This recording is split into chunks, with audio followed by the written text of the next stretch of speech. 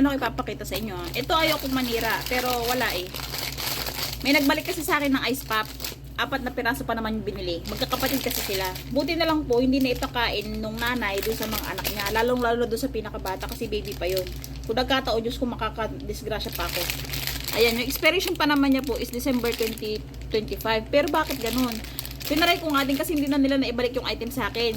Gawa ng, diyan lang naman sila sa kabila. Pinapabalik daw ng nanay, hindi na naibalik. Tapos, pumunta yung nanay dito, tinaray ko. Nag-open ako ng isa. Marami pa naman ako yung nasa freezer na ganun. In-open ko, pag open ko, amoy maasim siya. Tapos, alam mo yung amoy goma. Ganun, ba't ganun? Matagal na ako nagbebenta ng ganito, na ice pop. Pero, ewan ko kung bakit ganun. Hindi naman siguro to problema ng, sa manufacturer ang may problema nito. Bakit nagkaganyan? Ayan siya, W.L. World Class Foods. Ano pong mangyari dito? Sa tingin ko, hindi ko na ito maibabalik dun sa pinagbilan ko kasi hindi naman siya sa ahente. Lugi negosyo. Dahil ko pa naman binili. Ayan o.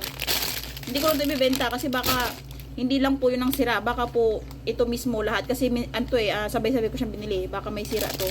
Baka disgrasya pa tayo.